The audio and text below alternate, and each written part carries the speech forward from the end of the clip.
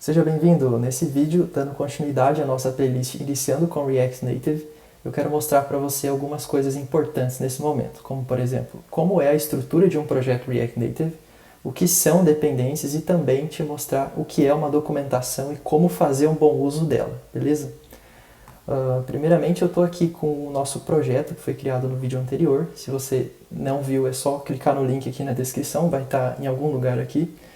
E basicamente nesse projeto, né, que nós criamos lá executando o comando expo init e o nome do projeto, que nesse caso é first project, ele já vem com esse template, né, com esse conjunto aqui de pastas, né, desses arquivos que é o nosso projeto em si. Então eu vou começando descrevendo aqui o que cada pasta significa, o que você deve se preocupar nesse momento, o que não é importante também, beleza? Bom, a primeira pasta que nós temos aqui é essa daqui, né? .expo, né? E eu já diria para você de cara que não é uma pasta importante, né? Geralmente a gente não altera ela, você não vai precisar mexer, não vai precisar fazer nada. Mas vamos lá ver o que tem dentro dela, né? Basicamente tem um arquivo readme aqui, que significa leia-me, né? Leia-me.md, que é um arquivo markdown, né? Então, geralmente, a documentação, né, quando você quer explicar o propósito de alguma coisa, explicar como utilizar, tem esse arquivo README, né, que a gente fala. E aqui, basicamente, ele está explicando que essa pasta é uma pasta criada quando o projeto é iniciado usando expo start, né? Então, se você utilizou esse comando lá no vídeo anterior, né, expo start, para iniciar o projeto, você também vai ter essa pasta aí. E ela contém algumas informações ali dos dispositivos que são utilizados, né, coisas que você não precisa se preocupar, né, igual eu falei, nós não vamos mexer nessa pasta. E também tem o arquivo settings.json, esse de baixo, que contém aqui algumas configurações que são usadas para servir a aplicação. Então nessa pasta nós não vamos mexer, né, só vendo aqui o que tem dentro, mas nesse momento nós não vamos mexer, só deixar ela ali, né? Você pode ver que ela está até um pouco apagada, porque ela não é uma pasta que é versionada pelo Git, né? Então ela é uma pasta ignorada pelo Git. Nós já vamos falar disso, que é esse arquivo aqui, git ignore. Bom, e aqui nós temos essas duas pastas também, né? Android e iOS, né? Nesse primeiro momento, como o nosso foco é desenvolvimento com React Native, eu também digo para você não dar muita atenção para essas pastas. Geralmente elas servem para a gente fazer alguma integração, né? Vamos supor, você vai instalar alguma biblioteca que ainda não tem suporte a React Native e você precisa criar alguma configuração ali nativa, né? Geralmente vai ter a documentação explicando os arquivos que você precisa mexer, né? Então, geralmente no máximo você vai mexer aqui no arquivo principal do Android, que seria aqui em app, src, main, java e tem o main activity aqui, né? Mas basicamente vai ter todos esse passo a passo na documentação, então eu diria para você não se preocupar em aprender aqui o que significa cada um desses arquivos neste momento, beleza? E no máximo também depois, no momento quando o seu projeto estiver finalizado e você for publicar nas lojas de aplicativos, você vai precisar criar alguma configuração aqui, né? Mas também tem nas documentações, na própria documentação do React Native, e você consegue achar isso na internet também facilmente depois e entender no momento futuro, beleza? A próxima pasta aqui é essa pasta chamada Node Underline Modules. Aqui vale uma observação interessante que basicamente todos os projetos JavaScript que você pegar, que você vier a fazer, vier a ter contato, você vai encontrar essas pastas, né? A Node Modules e também esse arquivo aqui, ó, package.json. E agora eu vou explicar qual a relação desses dois arquivos, né? Eu vou começar aqui pelo package.json, que é o arquivo, né, o package significa pacote, né, que é o arquivo que vai ter ali os pacotes, né, as bibliotecas ou as dependências que são utilizadas dentro do seu projeto, né. Então aqui, como nós rodamos com o expo init e o nome do projeto, ele já criou para a gente e já vem por padrão essas bibliotecas, né. Basicamente, a biblioteca é algo independente, né, que é criado por um desenvolvedor ou um conjunto de desenvolvedores e eles disponibilizam isso em algum lugar na internet, né? Então, geralmente é o GitHub ou geralmente também pelo NPM, né? Tem um local do NPM ou do YARN que você disponibiliza uma biblioteca para que a gente consiga instalar essa biblioteca utilizando aqueles comandos igual nós falamos no primeiro vídeo, né? Então, vamos supor, YARN, que é um gerenciador de dependências, né, serve para você instalar dependências, né, instalar, remover, também criar dependências, né. Você pode publicar a sua dependência lá no yarn registry, né, digamos assim. E no caso aqui, para instalar uma biblioteca, seria um yarn install e vamos supor expo. Né, você estaria instalando uma biblioteca. Eu não vou fazer isso porque já tem aqui, né. Então aqui são as dependências do meu projeto, né. Então a gente entende que biblioteca é algo que está solto, né, e quando você instala ela no seu projeto, né, ela se torna uma dependência, né. Então biblioteca é algo independente, e quando ela está dentro do seu projeto, nós chamamos ela de dependência. É a mesma coisa, são sinônimos, né. Então aqui são as dependências do meu projeto, são as bibliotecas que o meu projeto utiliza. E assim como também tem as bibliotecas de desenvolvimento, que são utilizadas, são bibliotecas que são importantes só durante o desenvolvimento. Então depois que a gente criar o aplicativo na versão final, né, que é um arquivo que vai ser enviado para as lojas de aplicativos, as bibliotecas de dependência, de desenvolvimento, né, as dev dependencies, elas não vão ser utilizadas, elas são importantes apenas durante o desenvolvimento, beleza? Então por isso que tem essa separação aqui.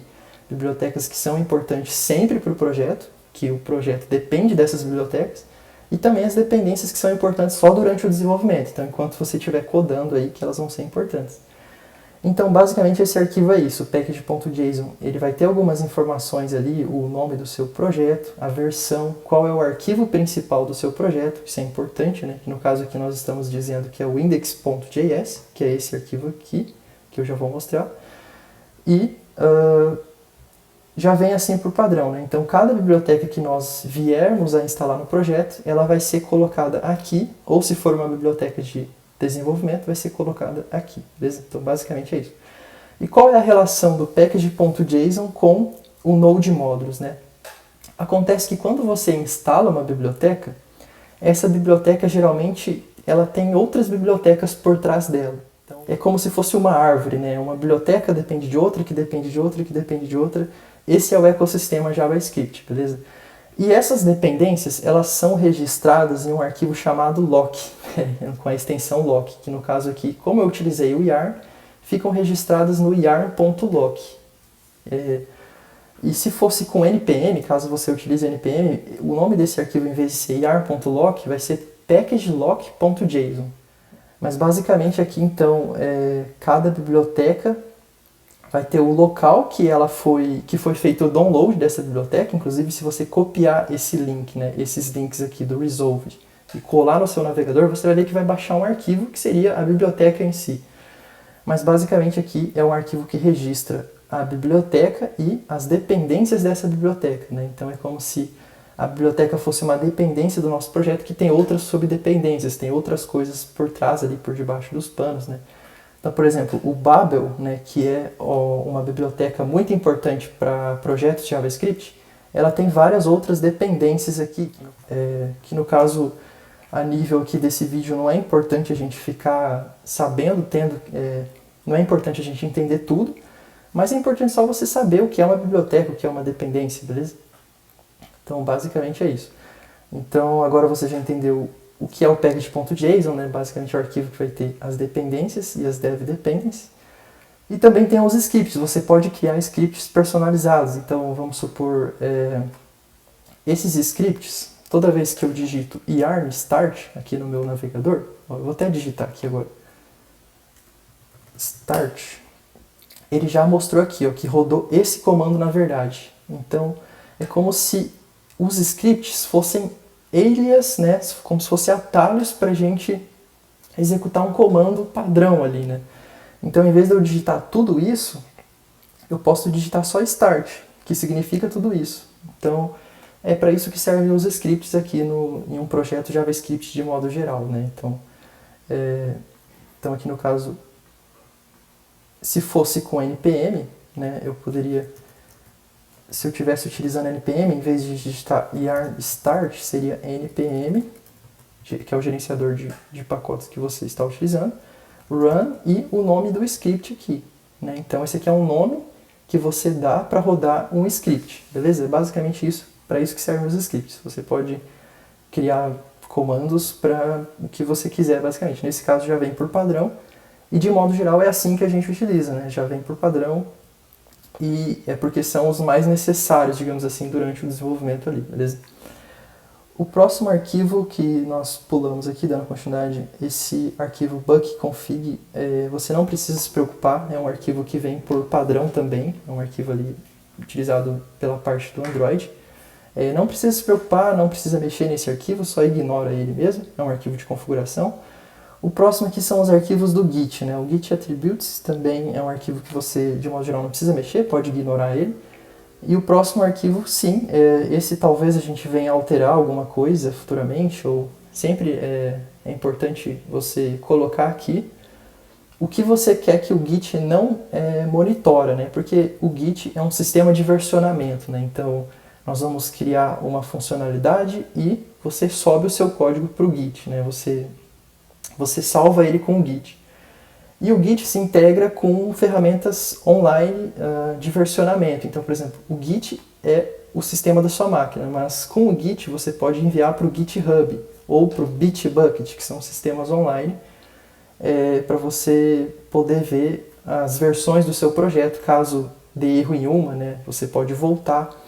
E também você geralmente envia o seu projeto para um sistema online, digamos assim, para que não fique só salvo na sua máquina, né? Então, se você perder a sua máquina, você perdeu o projeto, digamos assim, né? Então, para isso que serve o Git, e esse arquivo especificamente é para você colocar o que você não quer que seja monitorado pelo Git, que você quer que o Git não salve, sabe? Nesse caso aqui, por exemplo, nós temos aqui dentro Node Modules, e você pode ver que até está um pouco apagado aqui, Node Modules, né? Está um pouco mais cinza, porque significa que essa pasta ela não vai ser monitorada pelo Git, ela não vai ser salva, né? Porque é uma pasta local, é um arquivo local. Então, quando a pessoa, vamos supor que eu coloque esse projeto no GitHub publicamente lá, e uma pessoa faça o download, ela não precisa desse arquivo, porque quando ela rodar o comando de instalar, né? Então esse comando aqui, yarn install, ou só yarn, ou yarn install, ou npm install, né?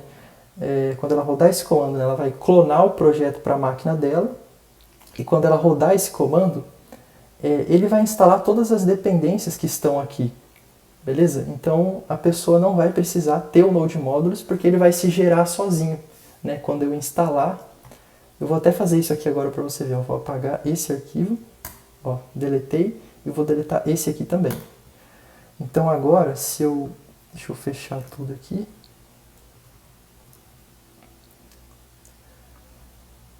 Então beleza, eu estou aqui na pasta do meu projeto, deixa eu dar um clear aqui.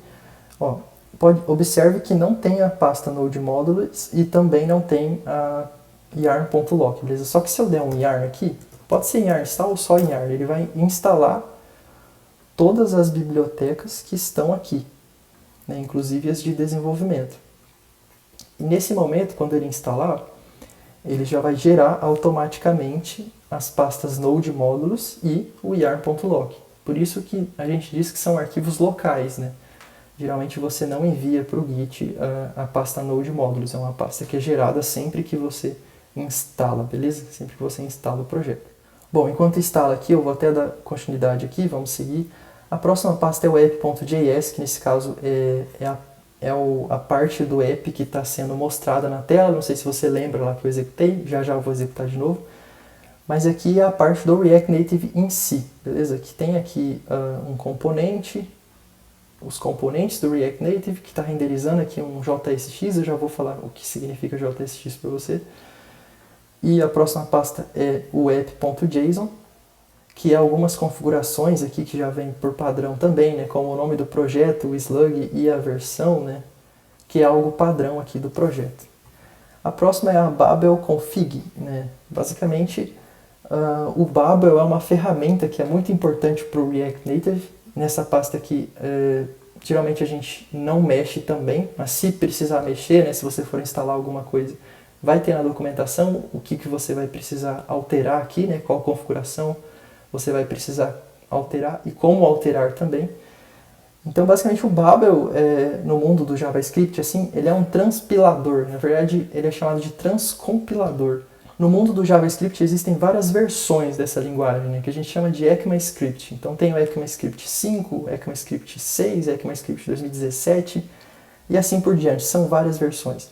O Babel basicamente é a ferramenta que vai permitir você utilizar o JavaScript mais moderno e o JavaScript um pouco mais antigo no seu projeto e ele vai converter para um JavaScript só, né, para o seu projeto entender ali só um JavaScript. Então a gente diz que o Babel é esse transpilador de JavaScript, que vai converter para um JavaScript comum ali, beleza? Então essa é a importância do Babel no projeto. Aqui tem o arquivo index.js, que basicamente é onde registra, né, o arquivo que vai registrar o arquivo principal do seu projeto. Então tem aqui register root component, né? Seria o componente raiz do seu projeto, né? Root significa raiz. Então aqui ele está dizendo que é o app, né? Que é esse arquivo aqui, né? Ele é o arquivo principal, é o único que existe aqui, aliás, né? Quando você cria um projeto, ele é o primeiro arquivo, ele é o único que existe. E aqui está registrando que ele é o raiz e daí tem aqui, ele registra no Expo, né? Que esse é o arquivo raiz que o projeto tem que ser iniciado através dele, beleza? E o próximo arquivo aqui é o metro.config.js, né? O que vem a ser o metro, né? O metro também é uma ferramenta muito importante para o React Native, uma das mais importantes. É o que permite ali o seu projeto fazer o reload, quando você code e dá um salvar, né? É o que permite que o seu projeto se build rápido, né? Ele se atualize rápido ali no dispositivo que você está usando, né? Então o metro basicamente aqui tem a documentação dele também. Ele é um JavaScript bundler, que a gente chama, né? Então ele é o que permite ali o reload, o fast, tem uma funcionalidade do React Native que a gente chama de fast refresh, né? Assim que você dá o Ctrl S, que você salva ali a alteração que você fez, ele já reflete quase que instantaneamente no seu emulador ou no seu dispositivo. Basicamente é isso que você precisa entender nesse momento, do que significa o metro, né? É uma ferramenta muito importante ali.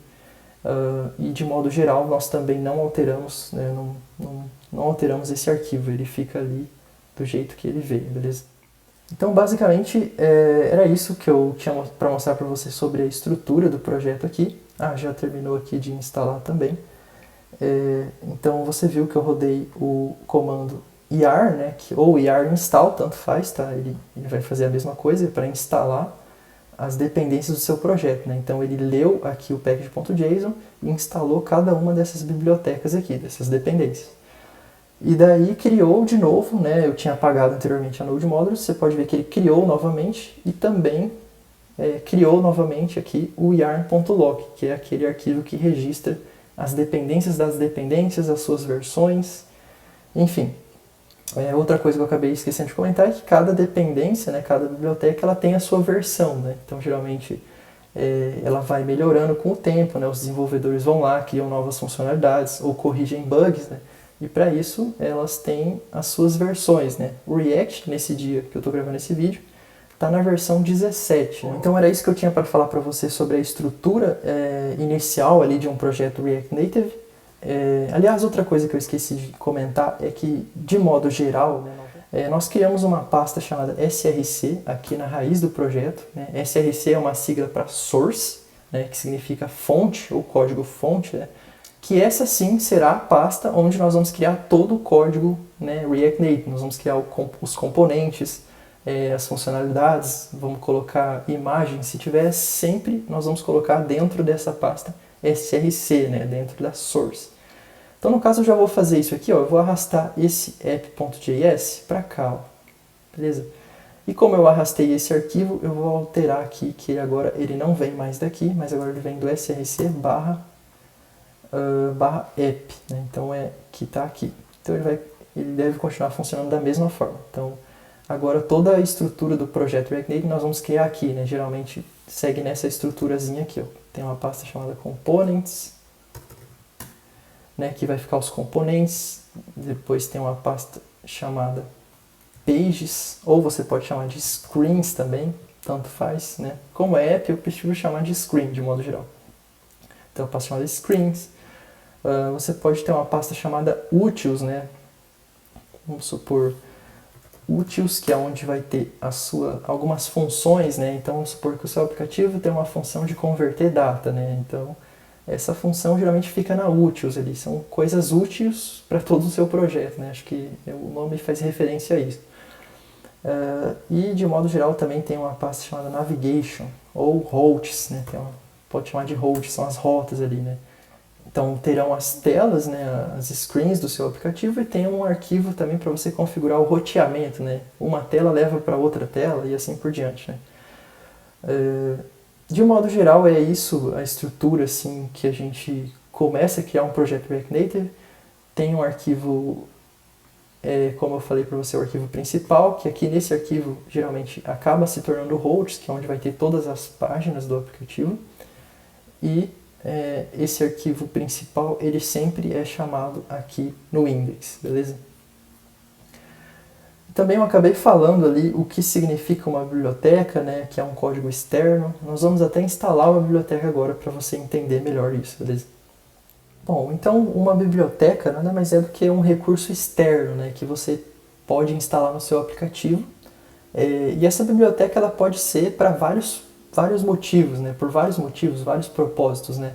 Então pode ser uma funcionalidade, pode ser um componente, né. Então aqui, por exemplo, esse Expo Status Bar, se a gente pesquisar no Google, nós vamos ver que isso é uma biblioteca do Expo. Então vamos lá. Aqui. Aqui na documentação, o primeiro link, ele já fala. Você pode instalar com esse comando, né? Você instala a biblioteca com esse comando. Então, basicamente, esse Expo Status Bar é uma biblioteca que provê para a gente, né, um componente. Nesse caso, é um componente para controlar a status bar do aplicativo. Então a gente pode mudar a cor do texto, mudar a cor do background, né? Status bar é aquela área em cima, logo acima do seu aplicativo, onde fica o horário, a data ali, algumas informações, né? Então aquela partezinha onde fica notificações ali em cima, logo em cima do aplicativo, beleza? Então aqui nada mais é do que uma biblioteca que provê um componente lá do React Native para a gente alterar essas coisas, para customizar, né? Então, geralmente, uma documentação, né? Uma biblioteca sempre vai ter uma documentação. E no caso aqui, essa é a documentação dessa biblioteca Expo Status Bar. Ele fala aqui com as plataformas que são compatíveis, né? Então, com Android, com iOS, enfim. E aqui fala também como usar ele, né? Então, se você copiar esse código e colar lá, basicamente já funciona. Mas no caso aqui já tem essa biblioteca. Uma outra biblioteca é o React. Essa biblioteca é a biblioteca que todos os projetos React, seja React ou React Native, precisa. E basicamente é a biblioteca que permite com que o JavaScript entenda que isso aqui é um componente, né? Que é um JSX, né? Isso aqui que você está vendo é uma estrutura JSX, que é a mistura de JavaScript com HTML, né? Com XML, na verdade, que permite a escrita dessa forma, né? Então, não sei se você sabe lá do HTML, você tem basicamente os elementos, né, as tags HTML. Isso aqui no React Native é muito parecido, a gente utiliza tags, mas na verdade nós chamamos de componentes, né, nessa mesma estrutura de tags, né. Então aqui é um componente, e assim como aqui também tem uma outra biblioteca do React Native. Então o React Native é um framework, só que também é uma biblioteca, porque ele provê vários componentes aqui, né? Então aqui tem uma infinidade de componentes, né? Aí Style Sheet, que é uma funcionalidade aqui para você criar um objeto de estilos no React Native. O Text, que é um componente para renderizar texto na tela. E a View, que é como se fosse a div da web, mas caso você não saiba o que é div, é só uma área. Então é uma área criada em volta disso tudo, né? Então é como se fosse um container, uma caixa, que vai conter tudo o que está dentro dela. Então é isso que é uma view. Beleza? Então no React Native, ou no React de modo geral, a gente diz que tudo é componente, né? Então, como você pode ver, isso daqui é um componente que tem outros dois componentes, né? Então aqui tem um componente de texto, e aqui tem um componente que é sobre a configuração da status bar do celular do usuário. Então, você pode configurar a status bar e cada componente a gente pode passar propriedades. Então aqui, por exemplo, tem uma propriedade de estilo. Nessa propriedade nós passamos um objeto de estilos, que foi criado aqui, ó, né? Então, styles.container, tipo, faz referência a esse objeto JavaScript aqui que contém estilizações, né? Então, nós vamos ver um pouco de estrutura de dados no próximo vídeo, mas basicamente essa é o funcionamento inicial do React Native, né? Utilizando componentes, né? Isso tudo aqui também é um componente, né? Por mais que seja uma página, é uma página que contém componentes, mas aqui tem um componente só que tem outros componentes dentro. A gente chama de componente, pode chamar de componente filho, né? Inclusive isso aqui é chamado de children mesmo, né? São os filhos desse componente aqui, né? Da view. Então a view, a gente diz que tem 2 filhos. Mas isso nós vamos ver em um outro vídeo. Eu só estou dando um panorama geral para você entender como é aqui a estrutura. Então basicamente aqui tem essas importações, né? Então as bibliotecas elas provêm, como eu falei para vocês, funções, né? Funcionalidades ou componentes aqui no caso do React Native, né? Então basicamente esses são componentes aqui e que estão sendo exibidos aqui na tela, beleza? Através dessa estrutura chamada JSX, que é JavaScript com XML, né? Um JavaScript com HTML. E eu vou instalar aqui uma biblioteca. Então vamos supor que o nosso aplicativo precisasse de uma funcionalidade para lidar com datas, né? Para fazer cálculo de datas. Geralmente é um pouco complicadinho você fazer isso na mão ali. Então vamos instalar uma biblioteca externa no nosso projeto. Eu vou mostrar para você como seria aqui instalar uma biblioteca para lidar com datas aqui, beleza? Tem uma biblioteca que eu conheço, muito famosa no ecossistema JavaScript, que é chamada de DateFNS. Então, basicamente, eu sei que é uma biblioteca JavaScript, o meu projeto é o React Native, ele utiliza JavaScript, então eu vou instalar lá. Eu entrei aqui no primeiro link que apareceu, datefns.org, vou clicar em Documentation, né? Então, toda a biblioteca, como eu falei anteriormente, ela tem uma documentação. Aqui eu já vou ver como instalar, deixa eu ver se tem aqui, ó, aqui Installation, aqui embaixo tem ó, a parte de instalação, né? Mas só para você entender, né, ó, datefns provê um compreensível, o mais compreensível e simples e consistente conjunto de ferramentas para manipular datas em JavaScript, beleza? Então é basicamente isso que essa biblioteca faz. E aqui embaixo ele já fala como instalar, né? No caso, ele dá as duas opções, você pode instalar usando o npm, aí você rodaria esse comando aqui, npm install datefns, ou yarn-add datefns, que é o comando que eu vou fazer. Vou copiar aqui, vou abrir meu terminal, você também pode abrir aqui terminal e new terminal, e executar aqui também, sem problema nenhum. Eu prefiro sempre usar o terminal fora, né? Então eu estou aqui dentro da pasta, eu vou colar, deixa eu colar lá de novo, copiar, vou colar aqui. Então nesse momento eu estou instalando uma biblioteca no meu projeto e eu vou mostrar para você que ela vai ficar lá dentro da pasta do arquivo package.json. Então se eu vim aqui, package.json, agora ela está aqui, ó, acabou de ser adicionada, né? Eu instalei ela no meu projeto, portanto ela fica aqui com a dependência do projeto, né? E agora vamos voltar na documentação, né? Toda a documentação mostra, ou pelo menos deveria mostrar, como você utilizar aquela biblioteca, né? O poder que aquilo te dá, né? O que você pode fazer dentro do seu projeto.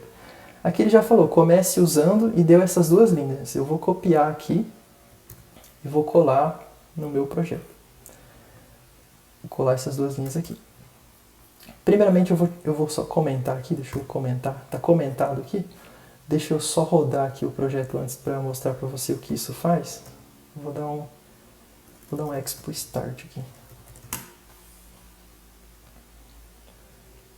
Bom, no caso, como eu tenho o meu emulador configurado aqui, eu vou pressionar I, porque ele já vai abrir no meu emulador.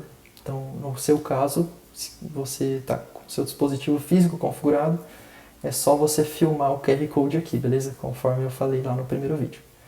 Então, no caso aqui, ele já vai abrir aqui no emulador iOS aqui, para ficar mais fácil, para que você veja, beleza? Bom, aqui ele já deu um erro, isso é normal acontecer. Basicamente eu digitei errado aqui, eu digitei SCR em vez de SRC. Então já apontou ali para mim que o erro é aqui, ó, SRC. Agora sim vai importar corretamente o app, né? Deixa eu ver aqui. Só dar um R que ele vai atualizar.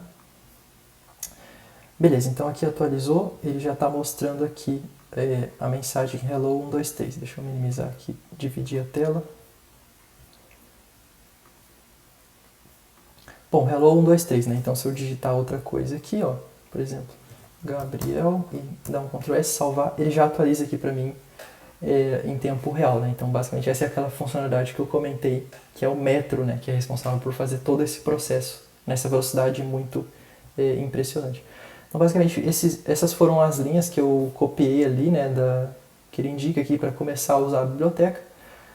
E eu vou apagar aqui, então eu estou importando duas funcionalidades do DateFNS. E a próxima linha eu vou criar aqui dentro do meu app, eu vou criar assim, ó, uma constante, const data, que vai receber aquele código lá. Deixa eu copiar aqui. Então o que eu estou dizendo? Eu estou dizendo que eu criei uma constante, né? Então no JavaScript nós temos constantes e variáveis, né?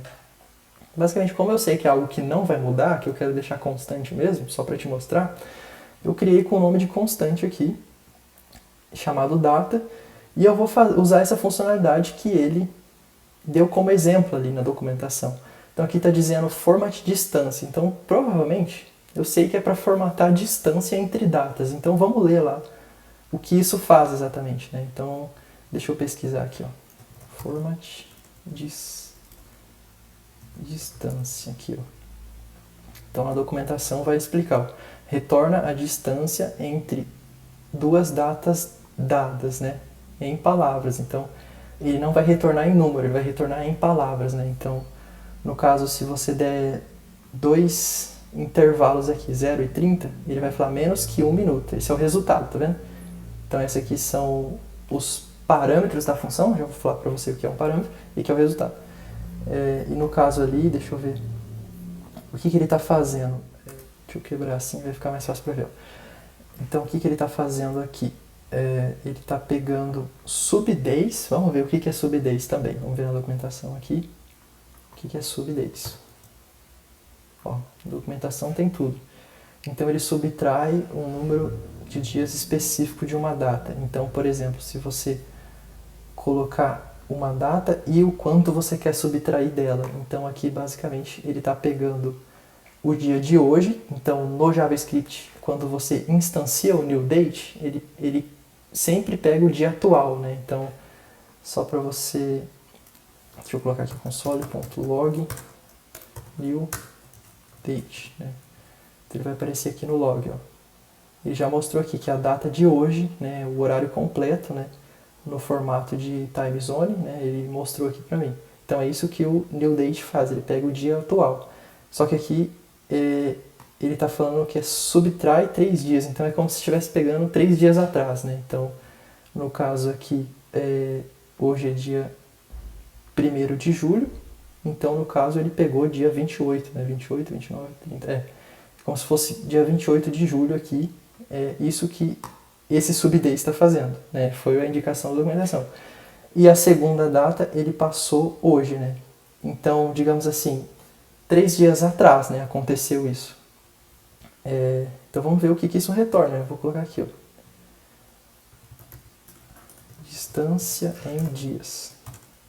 Eu vou colocar entre colchetes, porque é um valor JavaScript, né? É um valor JavaScript. Então você não coloca em forma de texto. Você tem que abrir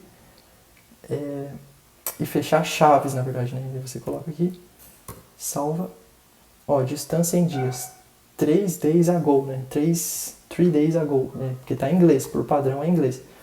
Mas vamos ver como coloca. Eu lembro que tem uma outra propriedade que você passa aqui.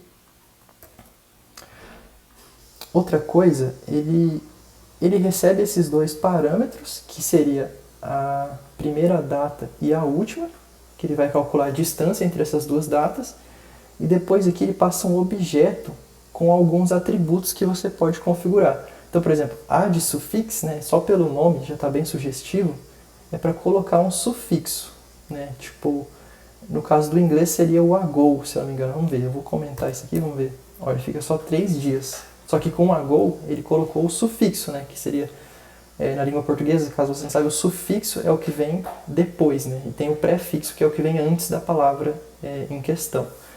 Só que no caso, vamos tentar transformar isso para português. Eu lembro que tem uma propriedade aqui, loqueio, que você coloca o local que é. Eu acho até que tem que importar isso também. Deixa eu colocar aqui.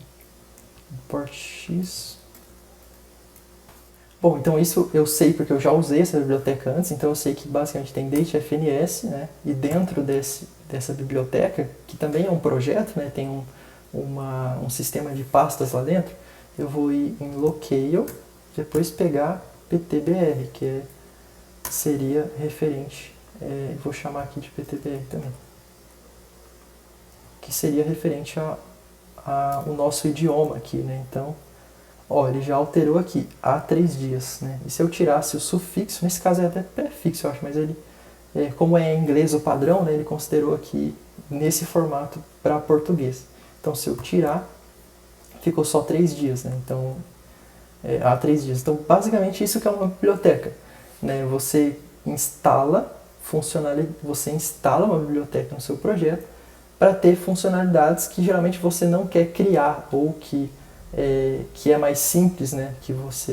Ou que é complexo para você e seu time desenvolver, ou também são coisas que vale a pena você não ter o trabalho de criar aquilo manualmente, né, no seu código. Então, esse cálculo para calcular a distância entre datas, obviamente a gente poderia criar, né? Então, a gente poderia fazer isso manualmente, né? Uma função JavaScript que faz isso. Então, a gente iria lá na pasta úteis e criaria por exemplo, date formatter.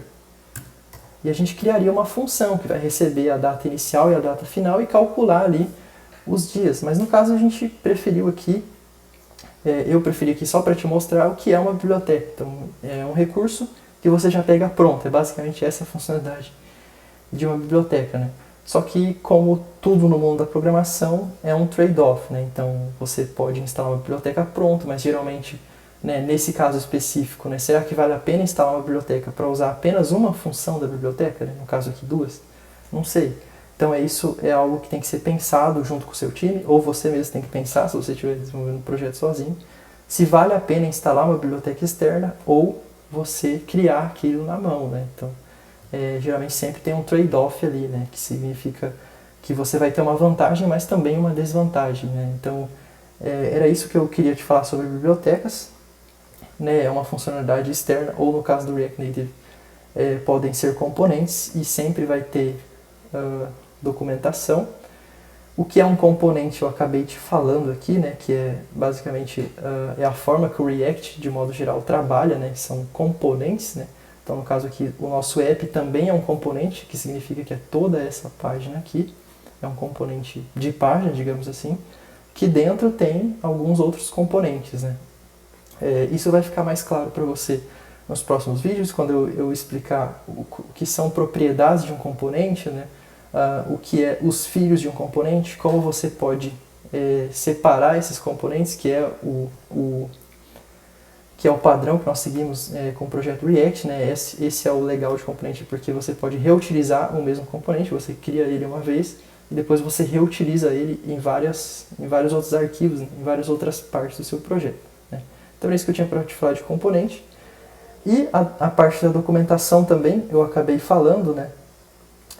Você sempre vai ter uma documentação das bibliotecas. Do React Native, por exemplo, tem uma biblioteca dele que tem toda a explicação do que é o React Native, quais são os componentes do React Native, né?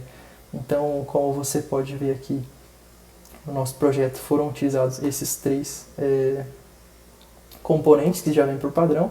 Mas se você quiser ver, por exemplo, como que eu utilizo um text, né? Quais são as propriedades, né, que podem ser passadas para esse componente? É só você pesquisar aqui na documentação, text. Aí já tem aqui, ó, né? Então aqui está na parte dos componentes. Ele fala que é um componente React para mostrar texto na tela, né? E aqui tem a explicação. E aqui tem as props, né? Que são as propriedades que aquele componente pode receber, né? Então, basicamente, eu queria sugerir que você desse uma lida na documentação, vai brincando aí, e nos próximos vídeos nós vamos criando algo utilizando esses componentes e você vai entender ali como que você pode criar um projeto, né, um aplicativo funcional no final das contas. Então nós vamos criar um projeto utilizando esses componentes, né, e sempre eu vou consultar a documentação do React Native, né, basicamente a documentação é ali o salva-vidas do programador, porque a gente não decora tudo, né, então a documentação tem essa função de nos auxiliar durante o desenvolvimento. Então eu recomendo que você leia, dê uma lida aqui na documentação, principalmente aqui nos guias, e nos próximos vídeos nós vamos desenvolver. No próximo vídeo especificamente, eu queria mostrar para você alguns conceitos de JavaScript que eu acho importante você saber antes de começar a codar o projeto, beleza? O que eu tinha para falar nesse vídeo era isso. Eu espero que você tenha gostado. Deixa um like aí se você gostou. Ou também me dê um feedback aqui nos comentários, o que você está achando. E te vejo no próximo vídeo.